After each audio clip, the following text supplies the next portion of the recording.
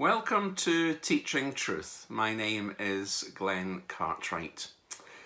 Early in the afternoon of August the 5th, 2010, more than 700,000 metric tons of rock suddenly caved in, blocking the central passage to the tunnels in the San Jose copper and gold mine in Chile's Atacama Desert. Shaken miners close to the entrance soon made their way out, but 33 men working deep underground were trapped beneath some of the hardest rock on the planet.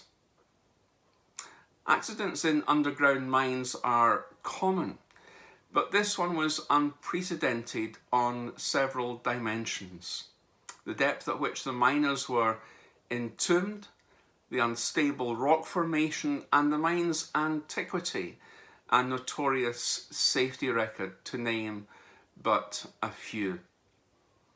2 days later, after a second rock fall blocked ventilation shafts, experts estimated the probability of locating and rescuing the missing workers alive at being less than 1%.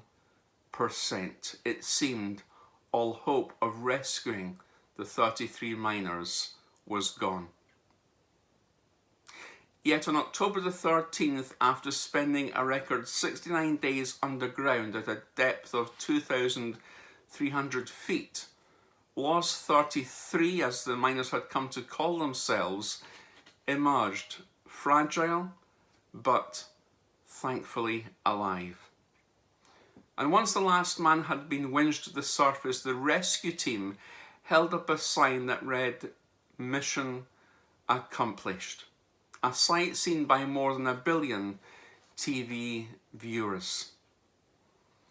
The San Jose mine rescue operation was an extraordinary effort, entailing leadership under enormous time pressure and involving teamwork by hundreds of people from different organizations, expertise, and countries.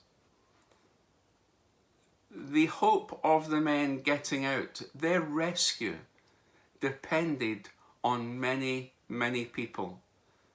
Undoubtedly, there would have been times when their hope was no more than a flickering light, yet they placed their hope in those who were coming to rescue them. At the beginning of our reflections this week on the theme of hope, Jesus Christ, our only hope, I want to ask you the question, where is your hope placed? Is it in Jesus Christ, who has rescued you from the mine of sin that you were once in, from the darkness of a place that you did not want to be? You see, Jesus Christ is our only hope. And hope is like a star. Stars are amazing, but you can only see stars in the dark. The darker the sky, the brighter the stars. It was Spurgeon, the famous preacher, who once said this in relation to hope.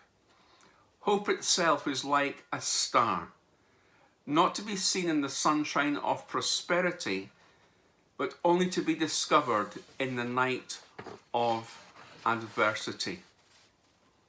Hope is like a star. Often we only see it in times of adversity. Are you facing a season of loneliness, grief, depression, anxiety, adversity, or even hopelessness? Well, God says that no darkness is too dark for him, for the same God who formed the stars holds your hand even in the dark. Our hope may seem at times insignificant, but as the trials and the temptations and the adversities of life press into us, we can look up at the sky, look up at the stars, and be reminded that our hope is real. Our hope is secure in Jesus Christ. Now, the Bible has a lot to say about hope, and we're going to discover that this week. And the difference between a Christian's response to suffering and someone without Christ in their life is hope. For if we truly believe our suffering will be worked to create something good, as Romans 8:38 attests to, the darkness of heart, of pain, of grief and heartache will eventually produce hope. We can choose whether or not to have hope.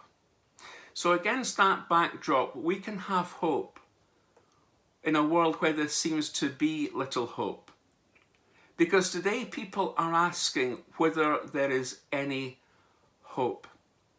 Internationally, people are asking that question around world peace, climate change, and the COVID pandemic. Is there any hope? Nationally, people are asking that question. What will post-Brexit life look like and feel like? Will we ever get back to normal after COVID? Is there any hope for this country, this nation? Culturally, many people are devoid of hope. Those engaged in the drug, drink and sex culture, who it would seem would have very little hope. Hope totally in the wrong place. Hope for that quick fix rather than that hope of an eternal relationship with the one who loves them, Jesus Christ. Economically, people are asking, is there really any hope? People on low incomes worrying whether the money will run out on a Thursday, whether banks will lend, and whether taxes will need to go up to pay for borrowing. And personally, people are asking, is there really any hope for my life? What hope do I have of perhaps getting a job, or getting my foot on the housing ladder, or of ever meeting Mr. Right or Miss Right? And the questions could continue. Well, Jesus Christ is our only hope. And whether it be in the middle of fragility, failure, or forgiveness, Jesus Christ is our only hope. And we're going to look this week in our reflections from the Word of God at three people who needed hope and who found Jesus Christ to be their only hope.